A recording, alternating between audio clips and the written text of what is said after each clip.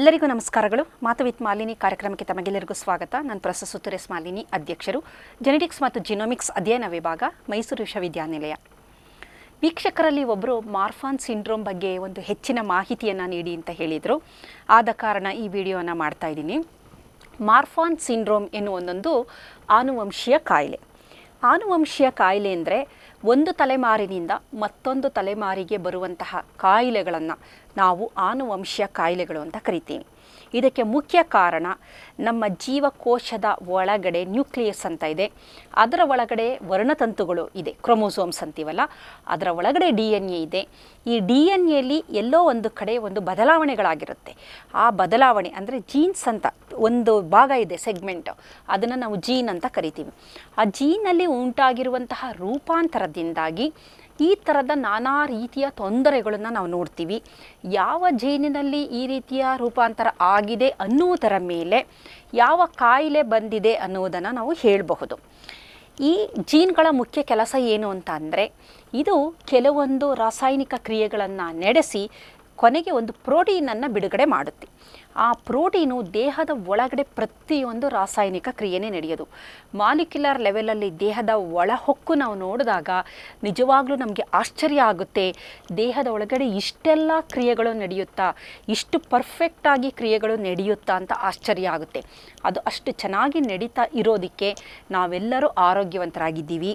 ಅಲ್ಲಿ ಏನಾದರೂ ಒಂದು ಸಣ್ಣ ಬದಲಾವಣೆ ಆದರೆ ಅದು ಕಾಯಿಲೆ ಆಗಿ ಮಾರ್ಪಾಡಾಗುತ್ತೆ, ಮ್ಯಾನಿಫೆಸ್ಟ್ ಆಗುತ್ತೆ. ಉದಾಹರಣೆಗೆ ಒಂದು ದೊಡ್ಡ ಬೃಹದಾಕಾರವಾದ ಒಂದು ಕಟ್ಟಡ ಅಂತ ಅಂದ್ಕೊಳ್ಳಿ, ನಮ್ಮ ದೇಹ. ಆ ಕಟ್ಟಡದಲ್ಲಿ ಎಲ್ಲೋ ಒಂದು ಇಟ್ಟಿಗೆ ಲೂಸ್ ಆಗಿದೆ, ಕ್ರ್ಯಾಕ್ ಆಗಿದೆ, ಏನಾರು ಆಗಿದೆ ಅಂದರೆ ಅದು ಮ್ಯೂಟೇಷನ್, ರೂಪಾಂತರ. ಆವಾಗ ಏನಾಗುತ್ತೆ, ಆ ಕಟ್ಟಡದಲ್ಲಿ ಬೇರೆ ಬೇರೆ ಥರ ಬಿರುಕುಗಳು ಬಿಡೋದು, ಕಟ್ಟಡ ಬಿದ್ದೋಗೋದು, ಇದೆಲ್ಲ ಆಗುತ್ತಲ್ಲ, ಇದನ್ನು ಕಾಯಿಲೆಗಳು ಅಂತ ನಾವು ಹೇಳ್ಬೋದು. ಹಾಗಾಗಿ ದೇಹದಲ್ಲಿ ಈ ಜೀನ್ಸ್ಗಳ ಪಾತ್ರ ಬಹಳ ಮುಖ್ಯ. ಕಾರಣ ಇವುಗಳು ಪ್ರೋಟೀನನ್ನು ಬಿಡುಗಡೆ ಮಾಡುತ್ತೆ. ಯಾವ ಜೀನ್ ಅನ್ನೋದರ ಮೇಲೆ ಆ ಥರದ ಪ್ರೋಟೀನ್ ಬಿಡುಗಡೆಯಾಗುತ್ತೆ. ಆ ಪ್ರೋಟೀನು ನಮ್ಮ ದೇಹದ ಕ್ರಿಯೆಗಳನ್ನು ಸರಿಯಾಗಿ ನಡೆಸುತ್ತೆ. ಈಗ ಮಾರ್ಫಾನ್ ಸಿಂಡ್ರೋಮ್ ಅಂತ ಏನಂತೀವಿ, ಇದೊಂದು ಆನುವಂಶೀಯ ಕಾಯಿಲೆ. ಇದು ಯಾವ ರೀತಿ ಅಂತಂದರೆ, ಇದನ್ನು ಆಟೋಸೋಮಲ್ ಡಾಮಿನೆಂಟ್ ಕಾಯಿಲೆ ಅಂತ ಕರಿತೀವಿ. ಅಂದರೆ ಈ ಕಾಯಿಲೆ ಇರುವಂತಹ ವ್ಯಕ್ತಿ, ಯಾವ ವ್ಯಕ್ತಿ ಇರ್ತಾನೆ, ಅವನು ಆರೋಗ್ಯವಂತ ಮಹಿಳೆಯನ್ನು ಮದುವೆಯಾದರೂ, ಅಥವಾ ಆರೋಗ್ಯವಂತ ಅಂದರೆ ಕಾಯಿಲೆ ಇರುವ ಮಹಿಳೆ ಆರೋಗ್ಯವಂತ ವ್ಯಕ್ತಿಯನ್ನು ಮದುವೆಯಾದರೂ ಸಹ ಹುಟ್ಟುವ ಮಕ್ಕಳಲ್ಲಿ 50% ಅಂತ ಕರಿತೀವಿ, 1:1 ರೇಷಿಯೋ ಅಂತ. ಒಂದು ಮಗು ಚೆನ್ನಾಗಿದ್ದರೆ ಇನ್ನೊಂದು ಮಗುವಿಗೆ ಕಾಯಿಲೆ ಬರುತ್ತೆ. ಮತ್ತು ಇದು ಸಂಪೂರ್ಣವಾಗಿ ಎಲ್ಲ ಜನರೇಷನ್ಗಳಲ್ಲೂ ಇದು ಕಾಯಿಲೆ ಕಾಣಿಸ್ಕೊಳ್ಳುತ್ತೆ. ಆಟೋಸೋಮಲ್ ರಿಸೆಸಿವ್ ಅನ್ನೋದು ಕಾಣಿಸ್ಕೊಳ್ಳಲ್ಲ. ಹಾಗಾಗಿ ನಮಗೆ ಕಷ್ಟ. ಅದು ಆರೋಗ್ಯವಂತರಾಗಿ ಕಂಡರೂ ಸಹ ಒಳಗಡೆ ಜೀನೋಮಿಕ್ ಲೆವೆಲಲ್ಲಿ ಅವರು ಕ್ಯಾರಿಯರ್, ವಾಹಕರಾಗಿರ್ತಾರೆ. ಆದರೆ ಮಾರ್ಫಾನ್ ಸಿಂಡ್ರೋಮ್ ಆಟೋಸೋಮಲ್ ಡಾಮಿನೆಂಟ್ ಕಂಡೀಷನ್ ಅಂತ ಅಂತೀವಿ. ಇಲ್ಲಿ ಕಾಯಿಲೆ ಪ್ರತಿ ತಲೆಮಾರಿನಲ್ಲೂ ಯಾರಾದರೂ ತಲೆಮಾರಿನ ಜನರನ್ನು ನೋಡ್ತಾ ಬಂದರೆ ಯಾರಿಗಾದರೂ ಒಬ್ಬರಿಗೆ ಖಂಡಿತವಾಗ್ಲೂ ಈ ಕಾಯಿಲೆ ಕಾಣಿಸ್ಕೊಳ್ಳುತ್ತೆ. ಇದು ಪ್ರತಿ ತಲೆಮಾರಿನಲ್ಲೂ ಕಾಣಿಸಿಕೊಳ್ಳುವಂತಹ ಸ್ಥಿತಿ. ಇದನ್ನು ಆಟೋಸೋಮಲ್ ಡಾಮಿನೆಂಟ್ ಅಂತ ಕರಿತೀವಿ. ಮತ್ತು ಕಾಯಿಲೆ ಇರುವ ವ್ಯಕ್ತಿ ಆರೋಗ್ಯವಂತರನ್ನು ಮದುವೆ ಆಗ್ಬೋದು, ಅಥವಾ ಪುರುಷನಾಗಿರ್ಬೋದು, ಅಥವಾ ಕಾಯಿಲೆ ಇರುವ ಮಹಿಳೆ ಆರೋಗ್ಯವಂತ ಪುರುಷನನ್ನು ಆಗ್ಬೋದು. ಈ ಥರ ಆದಂಥ ಸಂದರ್ಭದಲ್ಲಿ ಹುಟ್ಟುವ ಮಕ್ಕಳಲ್ಲಿ 50-50 ಅಂತ ಅನ್ನಲ್ಲ ನಾನು, 1:1 ಅಲ್ಲಿ ಅದು ಕಾಣಿಸ್ಕೊಳ್ಳುತ್ತೆ. ಹಾಗಾದರೆ ಈ ಮಾರ್ಫಾನ್ ಕಾಯಿಲೆ ಹೇಗೆ ಬರುತ್ತೆ ಅಂತ ನಾವು ನೋಡೋದಾದರೆ, ಈ ಮಾರ್ಫಾನ್ ಕಾಯಿಲೆ ಬರಲು ಕಾರಣ FBN1 ಅನ್ನುವ ಒಂದು ಜೀನಿನ ರೂಪಾಂತರ. FBN1 ಅನ್ನುವ ಜೀನಿನ ರೂಪಾಂತರ. ಈ ಜೀನು ನಮ್ಮ ವರ್ಣತಂತುಗಳು, ನಮ್ಮಲ್ಲಿ 23 ಜೊತೆ ವರ್ಣತಂತುಗಳಿದೆ. ಆ 23 ಜೊತೆಯ ವರ್ಣತಂತುಗಳಲ್ಲಿ 15ನೆಯ ವರ್ಣತಂತುವಿನಲ್ಲಿ ಇರುವಂತಹ ಜೀನು ಯಾವುದೋ ಕಾರಣದಿಂದ ಈ ಜೀನಿನಲ್ಲಿ ರೂಪಾಂತರ ಆಗಿದೆ. ಸಾಮಾನ್ಯವಾಗಿ 75% ಮಾರ್ಫಾನ್ ಕಾಯಿಲೆಗಳು ವಂಶ ಪಾರಂಪರ್ಯವಾಗಿ ಬರುತ್ತೆ. ಆದರೆ 25% ಎಲ್ಲೋ ಒಂದು ಕಡೆ ಸಡನ್ ಮ್ಯೂಟೇಷನ್, ಸ್ಪೊರಾಡಿಕ್ ಅಂತ ಕರಿತೀವಿ. ಯಾವುದೋ ಒಂದು ಮ್ಯೂಟಾಜನ್ ಅಂದರೆ ಈ ಮ್ಯೂಟೇಷನ್ ರೂಪಾಂತರವನ್ನು ಉಂಟು ಮಾಡುವ ರಾಸಾಯನಿಕಗಳು ದೇಹಕ್ಕೆ ಹೋದಾಗ ಅಲ್ಲಿ ರೂಪಾಂತರವು ಆಗಿರೋದ್ರಿಂದ ಬರುವಂತಹದ್ದು ಸಾಧ್ಯತೆ ಇದೆ. ಇದೇ ಜೀನಿಗೆ ರೂಪಾಂತರ ಆದಾಗ ಈ ಕಾಯಿಲೆ ಬರುತ್ತೆ. ಬೇರೆ ಜೀನುಗಳಲ್ಲಿ ರೂಪಾಂತರ ಆದರೆ ಬೇರೆ ಬೇರೆ ಥರದ ಕಾಯಿಲೆಗಳು ಬರುತ್ತೆ. FBN1 ಜೀನಿನಲ್ಲಿ ರೂಪಾಂತರ ಆದಾಗ ಈ ಮಾರ್ಫಾನ್ ಸಿಂಡ್ರೋಮ್ ಉಂಟಾಗುತ್ತೆ. ಕಾರಣ FBN1 ಜೀನಿನ ಮುಖ್ಯ ಕೆಲಸ ಫೈಬ್ರಿಲ್ಲಿನ್ ಅನ್ನುವ ಒಂದು ಪ್ರೋಟೀನನ್ನು ಬಿಡುಗಡೆ ಮಾಡೋದು. ಈ ಪ್ರೋಟೀನು ನಮ್ಮ ಕನೆಕ್ಟಿವ್ ಟಿಶ್ಯೂ, ದೇಹದಲ್ಲಿರುವ ಸ್ನಾಯುಗಳು ಎಲ್ಲ ಏನೇನು ಕನೆಕ್ಟಿವ್ ಟಿಶ್ಯೂ ಇದೆ, ಈ ಕನೆಕ್ಟಿವ್ ಟಿಶ್ಯೂಗೆ ಒಂದು ಸಪೋರ್ಟನ್ನು ನೀಡುವಂತಹದ್ದು. ಆ ಪ್ರೋಟೀನು ಸ್ಕ್ಯಾಫೋಲ್ಡ್ ಸಪೋರ್ಟ್ ನೀಡುವಂತಹದ್ದು. ಈ ಸಪೋರ್ಟ್ ಇಲ್ಲದಾಗ ಈ ಕನೆಕ್ಟಿವ್ ಟಿಶ್ಯೂಗಳು ಚೆನ್ನಾಗಿ ಬೆಳವಣಿಗೆ ಆಗೋದಿಲ್ಲ. ಹಾಗಾಗಿ ಮೊದಲನೇದಾಗಿ ನಾವು ಅವರ ಗುಣಲಕ್ಷಣಗಳನ್ನು ನೋಡಿದಾಗ ಬಹಳ ಲೀನಾಗಿರ್ತಾರೆ, ತೆಳುವಾಗಿರ್ತಾರೆ, ಎತ್ತರವಾಗಿರ್ತಾರೆ, ಮತ್ತು ಕೈ ಕಾಲುಗಳು ಭಾಳ ಉದ್ದುದ್ದವಾಗಿರುತ್ತೆ. ಮತ್ತು ಕೈ ಬೆರಳುಗಳನ್ನು ನೋಡಿದಾಗ ಈ ಒಂದು ಜೇಡದ ಕಾಲುಗಳಿರುತ್ತಲ್ಲ, ಆ ಥರ ಅರೆಕಿನೋಡ್ಯಾಕ್ಟೈಲಿ ಅಂತ ಕರಿತೀವಿ ಬೆರಳುಗಳನ್ನು. ಅರೆಕಿನೋಡ್ಯಾಕ್ಟೈಲಿ ಅಂದರೆ ಉದ್ದುದ್ದಕ್ಕೆ ಸಪೂರವಾಗಿ ಉದ್ದುದ್ದಕ್ಕಿರುತ್ತೆ, ಒಂಥರ ಸ್ಕೆಲಿಟನ್ ಥರ, ಮತ್ತು ತುಂಬ ಉದ್ದ ಇರ್ತಾರೆ. ಬೆನ್ನು ಹುರಿ ವಕ್ರವಾಗಿರುತ್ತೆ, ಹಿಂಭಾಗ ಮುಂಭಾಗನೂ ಸಹ ವಕ್ರವಾಗಿರುತ್ತೆ. ಮುಖದ ಫೇಶಿಯಲ್ ಫೀಚರ್ಗಳು ಉದ್ದವಾಗಿ ವಕ್ರವಾಗಿರುತ್ತೆ. ಎಲುಬುಗಳು ಬಹಳ ಉದ್ದವಾಗಿರುತ್ತೆ, ಮತ್ತು ಅದರಲ್ಲಿ ಸ್ಟ್ರೆಂತ್ ಇರೋದಿಲ್ಲ, ಮತ್ತು ಸ್ನಾಯುಗಳಲ್ಲಿ ಸ್ಟ್ರೆಂತ್ ಇರೋದಿಲ್ಲ. ಮತ್ತು ಈ ಕಲಿಕೆಯಲ್ಲಿ ಹಿಂದುಳುವಿಕೆ, ಬಹಳಷ್ಟು ತೊಂದರೆಗಳು ಅವ್ರಿಗೆ, ಏಕೆಂದರೆ ನಡೆಯೋದಕ್ಕಾಗಲ್ಲ, ಸ್ಕಾಲಿಯೋಸಿಸ್, ಬೆನ್ನು ಹುರಿಯಲ್ಲಿ ತೊಂದರೆ ಎಲ್ಲ ಇರೋದರಿಂದ ತೊಂದರೆಗಳು ಎಲ್ಲ ದೇಹದ ಸ್ನಾಯುಗಳಲ್ಲೆಲ್ಲ ತೊಂದರೆಗಳಿರುತ್ತೆ. ರಕ್ತನಾಳಗಳಲ್ಲಿ ತೊಂದರೆ, ಹೃದಯದಲ್ಲಿ ತೊಂದರೆ, ಶ್ವಾಸಕೋಶದಲ್ಲಿ ತೊಂದರೆ, ಈ ರೀತಿ ದೇಹದ ಎಲ್ಲ ಅಂಗಾಂಗಗಳಲ್ಲೂ ಸಂಪೂರ್ಣವಾಗಿ ತೊಂದರೆಯನ್ನು ನಾವು ನೋಡ್ತೀವಿ. ರಕ್ತನಾಳಗಳು ಒಡೆದು ಹೃದಯಾಘಾತ ಆಗಿ ಸಾಯುವ ಸಾಧ್ಯತೆಯೂ ಸಹ ಇವರಲ್ಲಿ ಹೆಚ್ಚು. ಇದಕ್ಕೆ ಪ್ರಮುಖವಾದ ಕಾರಣ ಈ FBN ಎನ್ನುವ ಜೀನಿನ ರೂಪಾಂತರ, ಇದರಿಂದ ಬಿಡುಗಡೆಯಾಗುವ ಫೈಬ್ರಿಲಿನ್ ಅನ್ನುವ ಒಂದು ಪ್ರೋಟೀನಿನ ಕೊರತೆ. ಸಾಮಾನ್ಯವಾಗಿ ಏನಾಗುತ್ತೆ, ಒಂದು ಆರೋಗ್ಯವಂತ ವ್ಯಕ್ತಿಯಲ್ಲಿ FBN1 ಜೀನ್ ಏನು ಮಾಡುತ್ತೆ, ಈ ಪ್ರೋಟೀನನ್ನು ಬಿಡುಗಡೆ ಮಾಡುತ್ತೆ. ಅದು ನಮ್ಮ ಜೀವಕೋಶದಲ್ಲಿ ಎಂಡೋಪ್ಲಾಸ್ಮಿಕ್ ರೆಟಿಕ್ಯುಲಮ್ ಅಂತ ಇದೆ, ಅಲ್ಲಿ ಪ್ರೋಟೀನು ಪ್ರೋಸೆಸ್ ಆಗಿ ಚೆನ್ನಾಗಿ ಫೈನಲ್ ಪ್ರಾಡಕ್ಟ್ ಏನಿರುತ್ತೆ ಅದು ಹೊರಗಡೆ ಬರುವಂಥದ್ದು. ಆದರೆ ಈ ಥರದ ರೂಪಾಂತರ ಆದಂತಹ ವ್ಯಕ್ತಿಗಳಲ್ಲಿ ಎಂಡೋಪ್ಲಾಸ್ಮಿಕ್ ರೆಟಿಕ್ಯುಲಮ್ನಲ್ಲಿ ಸರಿಯಾಗಿ ಫೋಲ್ಡಿಂಗ್ ಆಗೋದಿಲ್ಲ. ಪ್ರೋಟೀನು ಫೈನಲಿ ಅದ್ರ ಶೇಪ್ ಎಲ್ಲ ಚೇಂಜ್ ಆಗಬೇಕು, ಅದು ಆಗೋದಿಲ್ಲ. ಕೆಲವೊಮ್ಮೆ ಆ ಜೀನು ಸಂಪೂರ್ಣವಾಗಿ ಮ್ಯೂಟೇಷನ್ ಆಗಿರೋದ್ರಿಂದ ಪ್ರೋಟೀನೇ ಬಿಡುಗಡೆಯಾಗಲ್ಲ, ಕೆಲವೊಮ್ಮೆ ಅಬ್ನಾರ್ಮಲ್ ಪ್ರೋಟೀನ್ ಬಿಡುಗಡೆಯಾಗುತ್ತೆ. ಇಂತಹ ಸಂದರ್ಭದಲ್ಲಿ ನಮ್ಮ ಸೈಟೋಸ್ಕೆಲಿಟನ್ ಅಂತ, ಸ್ನಾಯುಗಳಲ್ಲಿರುವ ಸೈಟೋಸ್ಕೆಲಿಟನ್ಗೆ ಒಂದು ಸಪೋರ್ಟ್ ಏನು ಕೊಡುತ್ತೆ, ಅದು ಮುಖ್ಯವಾಗಿ ಈ ಪ್ರೋಟೀನೇ ಕೊಡುವಂಥದ್ದು. ಇದು ಯಾವಾಗ ಕೊಡೋದಿಲ್ಲ ಅಂತಹ ಸಂದರ್ಭದಲ್ಲಿ ನಾವೇನು ನೋಡ್ತೀವಿ ಅಂದರೆ, ಅದಕ್ಕೆ ಸ್ಟ್ರೆಂತ್, ಎಲಾಸ್ಟಿಸಿಟಿ ಅಂತ ಏನಂತೀವಿ, ಮೂಳೆಗಳ ಎಲಾಸ್ಟಿಸಿಟಿ ಆಗಿರ್ಬೋದು, ಸ್ನಾಯುಗಳ ಎಲಾಸ್ಟಿಸಿಟಿ ಆಗಿರ್ಬೋದು, ಇದು ಯಾವುದೂ ಇಲ್ಲದ ಕಾರಣ ಇವರ ಒಂದು ಸ್ಟ್ರೆಂತ್ ಇರೋದಿಲ್ಲ. ಸ್ಟ್ರೆಂತ್ ಇಲ್ಲದ ಕಾರಣ ಎನಿ ಟೈಮು ಅದು ಬ್ರೇಕ್ ಆಗ್ಬೋದು, ಹೃದಯದ ರಕ್ತನಾಳಗಳು ಒಡೆದೋಗ್ಬೋದು, ಹೃದಯಾಘಾತ ಆಗ್ಬೋದು. ಈ ರೀತಿ ಆರೋಗ್ಯಕ್ಕೆ ಸಂಬಂಧಿಸಿದಂತಹ ಭಾಳಷ್ಟು ತೊಂದರೆಗಳಿಂದ ಅವರು ನರಳುತ್ತಾ ಇರ್ತಾರೆ. ಮತ್ತು ಇದೊಂದು ಆನುವಂಶೀಯ ಕಾಯಿಲೆ ಆಗಿರೋದ್ರಿಂದ ಇದನ್ನು ಗುಣಪಡಿಸಲು ಸಾಧ್ಯವಿಲ್ಲ. ಇದನ್ನು MRI ಸ್ಕ್ಯಾನು, CT ಸ್ಕ್ಯಾನು, ಬೇರೆ ಬೇರೆ ಥರದ ಪರೀಕ್ಷೆಗಳನ್ನು ಮಾಡಿ ಈ ಕಾಯಿಲೆ ಇರುವಿಕೆಯನ್ನು ಕಂಡುಹಿಡಿಯಬಹುದು. ಇದು ಅರೆಕ್ನೋಡ್ಯಾಕ್ಟೈಲಿ ಹಾಗೆ ನೋಡಿದಾಗಲೇ ಗೊತ್ತಾಗುತ್ತೆ, ಉದ್ದವಾದ ನೀಳವಾದ ಕೈ ಬೆರಳುಗಳು, ಎತ್ತರ, ಮತ್ತು ಮೂಳೆಗಳು ಸಹ ಸ್ಟ್ರೆಂತ್ ಆಗಿರೋದಿಲ್ಲ. ಬೋನ್ ಡಿಫಾರ್ಮಿಟೀಸ್ ಅಂತ ಕರಿತೀವಿ. ಬೆನ್ನು ಮೂಳೆಯಲ್ಲಿ ತೊಂದರೆ, ಪಕ್ಕೆಲುಬುಗಳಲ್ಲಿ ತೊಂದರೆ, ಈ ರೀತಿ ನಾನಾ ರೀತಿಯ ದೇಹ ಸಂಪೂರ್ಣವಾಗಿ ಅವರು ಒಂದು ತೊಂದರೆಯಲ್ಲೇ ಇರ್ತಾರೆ. ಹಾಗಾಗಿ ಇಂತಹ ವ್ಯಕ್ತಿಗಳು ಹೆಚ್ಚು ದಿನ ಬದುಕಲ್ಲ. MRI CT ಸ್ಕ್ಯಾನಲ್ಲಿ ಇದೆಲ್ಲ ಗೊತ್ತಾಗುತ್ತೆ. ಮಾಲಿಕ್ಯುಲರ್ ಡಯಾಗ್ನೋಸಿಸ್ ಅಂತ ಇದೆ, ಅಂದರೆ ದೇಹದ ಒಳಗಡೆ ಜೀನ್ ಲೆವೆಲಲ್ಲಿ ಏನು ತೊಂದರೆ ಆಗಿದೆ ಅಂತ ಅದನ್ನು ಪರೀಕ್ಷೆ ಮಾಡಿ ನೋಡಿದಾಗ FBN ಜೀನಿನಲ್ಲಿ ಆಗಿರುವಂತಹ ರೂಪಾಂತರ ನಮಗೆ ಗೊತ್ತಾಗುತ್ತೆ. ಮತ್ತು ಇಂತಹ ವ್ಯಕ್ತಿಗಳು, ಇದು ನಾನು ಹೇಳಿದೆ ಡಾಮಿನೆಂಟ್ ಅಂತ, ಇಂತಹವರು ಮದುವೆ ಆಗಬಾರ್ದು.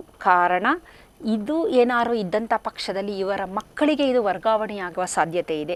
ಸಾಮಾನ್ಯವಾಗಿ ಇಂತಹ ತೊಂದರೆ ಇರುವ ವ್ಯಕ್ತಿ ಯಾರು ಮದುವೆ ಆಗೋದಿಲ್ಲ. ಆದರೆ ನಾನು ಹೇಳಿದೆ, ಇದು ವಂಶಪಾರಂಪರ್ಯವಾಗಿ 75% ಬಂದರೆ, ಇನ್ನು ಮಿಕ್ಕ 25% ಸಡನ್ನಾಗಿ ಸ್ಪೊರಾಡಿಕ್ ಅಂತೀವಿ, ಏನು ಯಾವ ವಂಶದಲ್ಲಿ ಯಾರಿಗೂ ಇರೋದೇ ಇಲ್ಲ, ಆದರೂ ಸಹ ಈ ಕಾಯಿಲೆ ಕಂಡುಬಂದಿರುತ್ತೆ.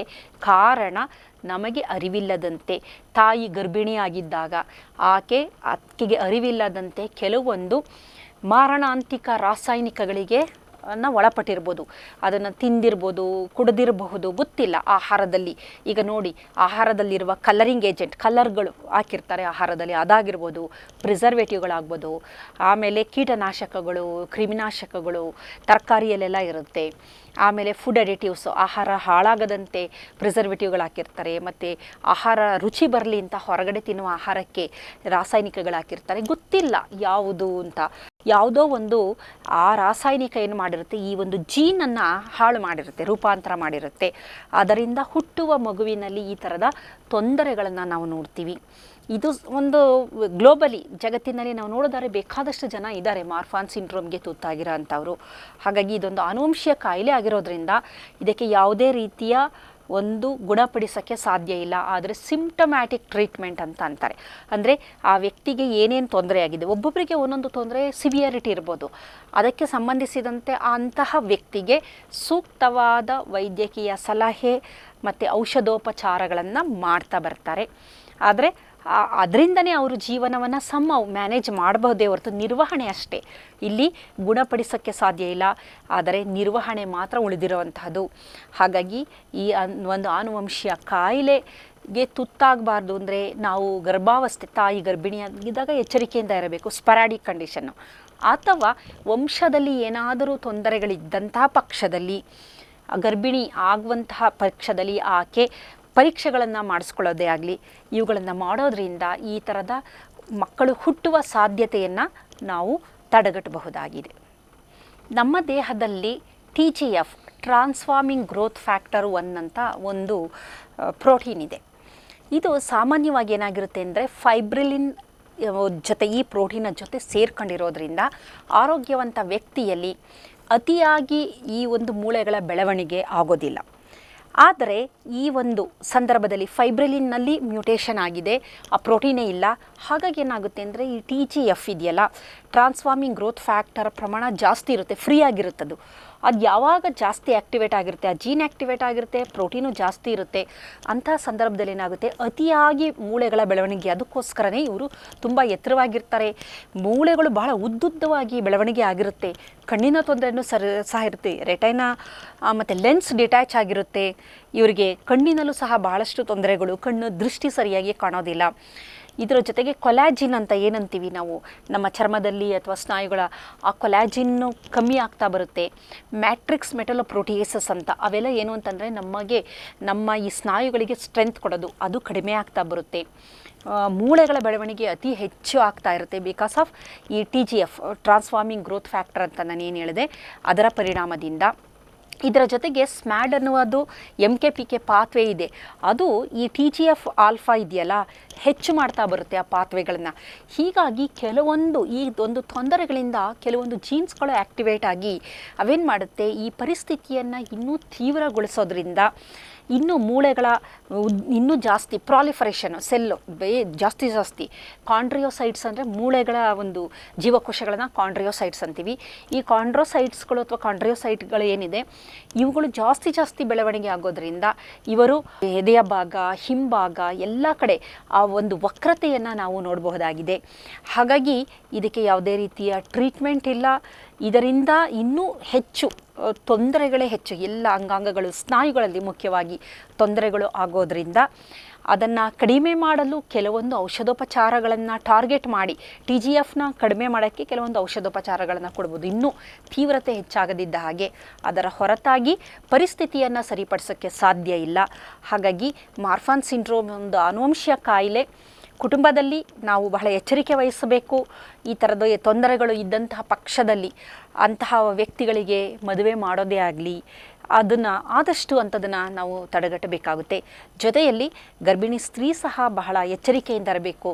ಕಾರಣ ಹುಟ್ಟುವ ಮಗುವಿಗೆ ಯಾವುದೇ ರೀತಿಯ ಮ್ಯೂಟೇಷನ್ಗಳು, ಸ್ಪೊರಾಡಿಕ್ ಅಂದರೆ ಸಡನ್ ಆಗಿ ಆಗುವಂಥದ್ದು, ಆಗದೇ ಇದ್ದ ಹಾಗೆ ಆ ಒಂದು ಅತ್ಯಂತ ಸೂಕ್ಷ್ಮವಾದ ಘಟ್ಟವನ್ನು ಸರಿಯಾದ ರೀತಿಯಲ್ಲಿ ನಿಭಾಯಿಸಿದಾಗ ಮಾತ್ರ ಆರೋಗ್ಯವಂತ ಶಿಶುವಿನ ಜನನವಾಗುತ್ತೆ. ಜೆನೆಟಿಕ್ ಕೌನ್ಸಿಲಿಂಗಲ್ಲೂ ಸಹ ಇದರ ಬಗ್ಗೆ ಹೆಚ್ಚಿನ ಮಾಹಿತಿಯನ್ನು ನೀಡ್ತಾರೆ. ಸಪೋರ್ಟಿವ್ ಗ್ರೂಪ್ಸ್ಗಳಿರುತ್ತೆ. ನಾವು ವೆಬ್ಸೈಟ್ಗೆ ಹೋಗಿ ಅಲ್ಲಿ ಹುಡುಕಿದಾಗ ಈ ಒಂದು ಕಾಯಿಲೆಯ ಬಗ್ಗೆ ಹೆಚ್ಚಿನ ಮಾಹಿತಿಯನ್ನು, ಯಾವ ರೀತಿ ಮ್ಯಾನೇಜ್ ಮಾಡೋದು, ಇದಕ್ಕೆ ಏನಾದರೂ ಪರಿಹಾರ ಇದೆಯಾ, ಪರಿಹಾರ ಅಂದರೆ ಗುಣಪಡಿಸಲಲ್ಲ, ಮ್ಯಾನೇಜ್ ಮಾಡೋದಕ್ಕೆ, ನಿರ್ವಹಣೆಗೆ, ಅದನ್ನೆಲ್ಲ ನಾವು ತಿಳ್ಕೊಬಹುದಾಗಿದೆ.